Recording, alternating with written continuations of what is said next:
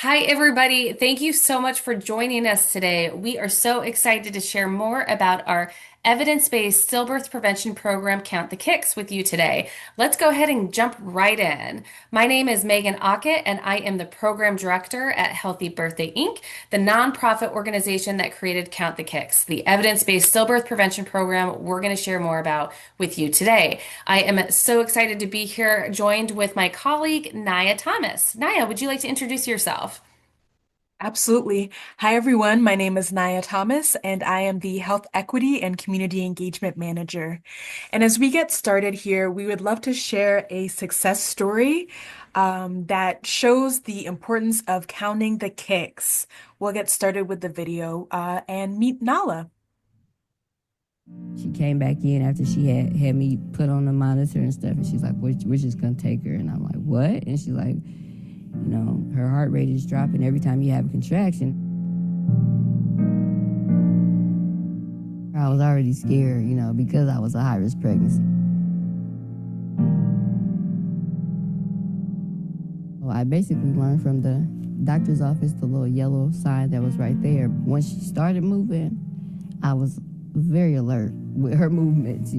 That was what I lived for, just because I wanted her to make it and survive.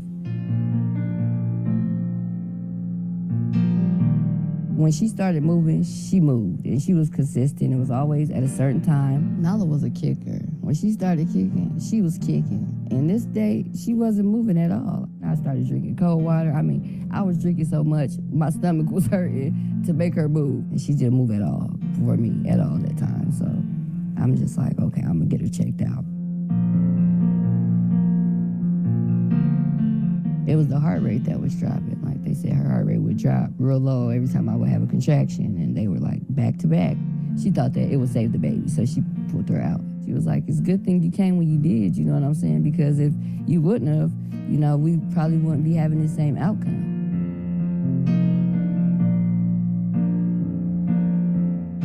I think about it every day, like, oh man, what if, what if? Definitely to pay attention to count the kicks. I feel like it's important just because had I not, knew to do that, Nala wouldn't be here. Don't second guess yourself. Don't feel bad or stupid. Don't worry about insurance or the emergency room bill. Go check on your baby, because your baby might not be here. Just pay attention, seriously. Like, it's your baby's life.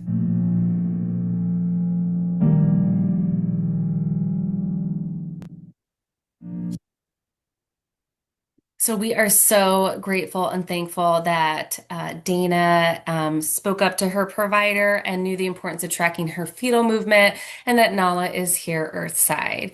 So let's just quickly go over what is Count the Kicks. So again, we are an evidence-based program designed to help parents just like you get their babies here safely. What we do is we educate expectant parents on the importance of tracking your baby's movements, and we're going to go through that today. And we empower. That's one of my favorite things about the program is that we want to give you tools to feel empowered to speak up to your provider if you notice a concern. So, as we talk about movements, let's talk about why this is so important. Why do movements matter? Movement is one very important way a baby communicates before birth. Research shows that a change in baby's movements can be an early sign, and sometimes it's the only warning sign that a baby may give when in distress. It's just like when you and I are sick.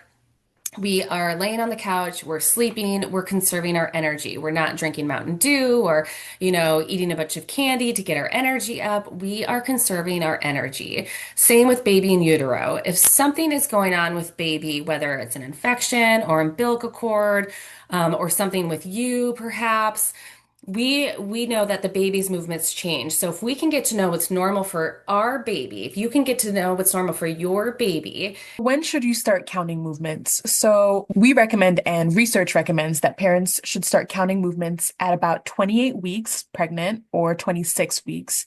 And that's if you're considered high risk or pregnant with multiples. And so, this is to develop a consistent pattern that when you're tracking, you know what's normal for your baby, just as Megan said, right?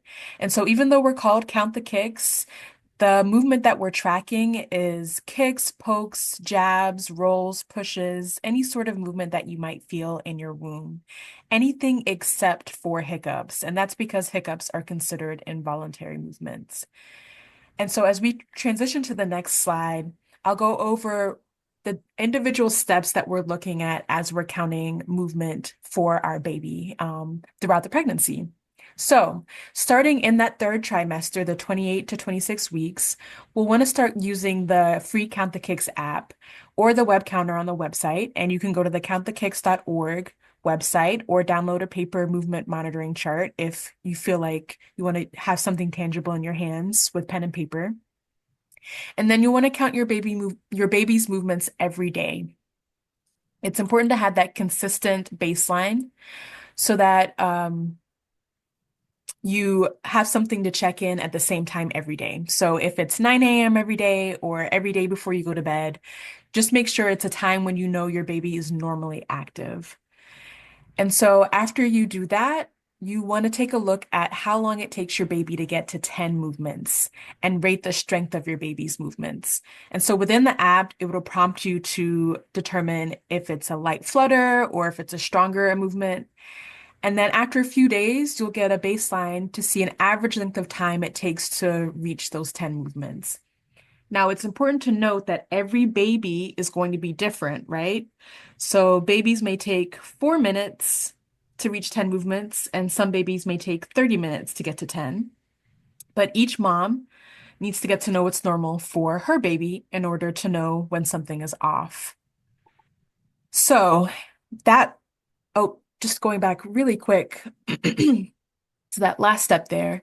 So when you figure out what a baseline is for your baby and you determine if something is off, that's when we get to the last step, that when you find out something is off, you're able to call your provider right away if you notice a change in strength of movement or amount of movement when you get to those 10 movements. And then at the bottom there, you see the QR code for the Count the Kicks app.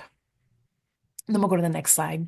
Thanks, Naya. I think I just got really excited to share everybody the app today. So what Naya said is exactly right. We want you to count every single day around the same time each day. And we have a free tool to help you with that. So what I'm going to do right now is I'm going to walk through some features of our free kick counting movements tool.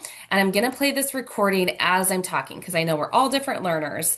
So right now what is happening is the app is going through how to count a movement. It gives you a carousel of directions. And what I'm doing right now on the screen is I'm tapping this footprint every time I feel baby move.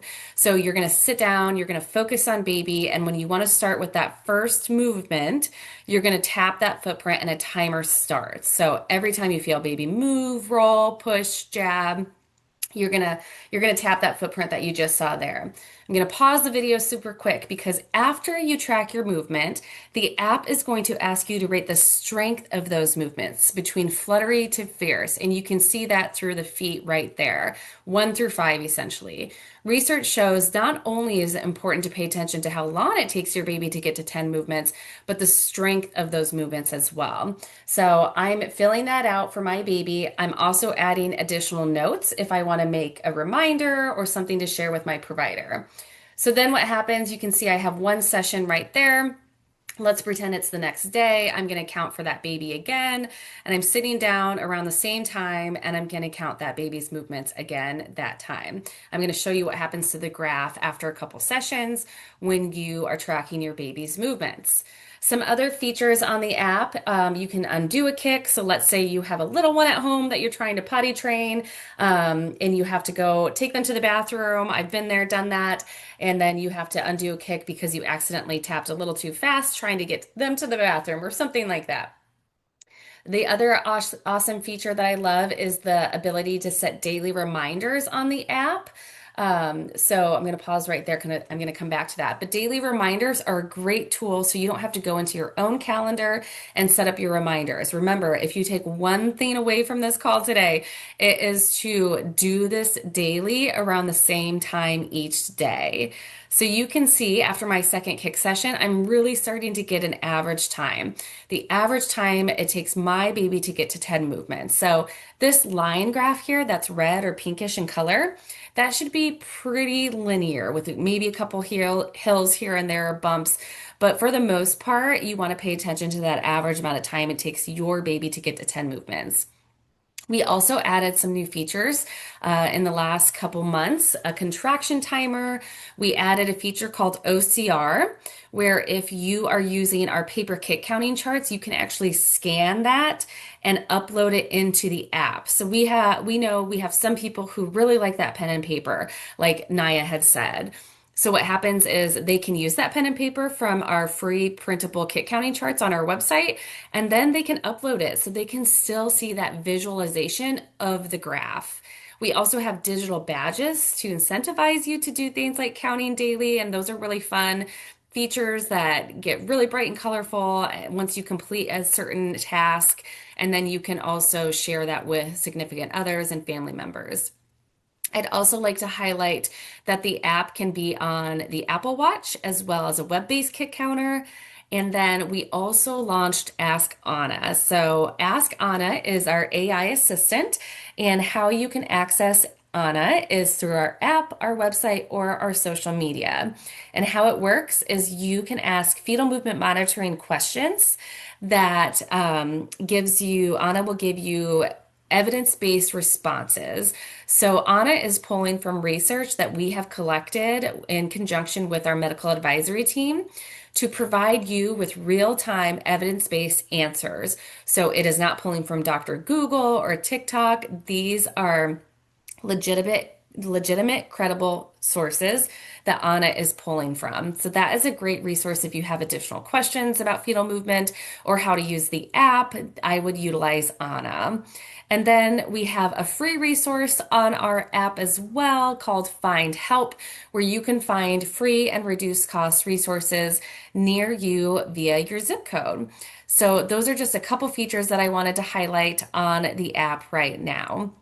Hopefully you're multitasking and you've downloaded it and you're playing around with it as well.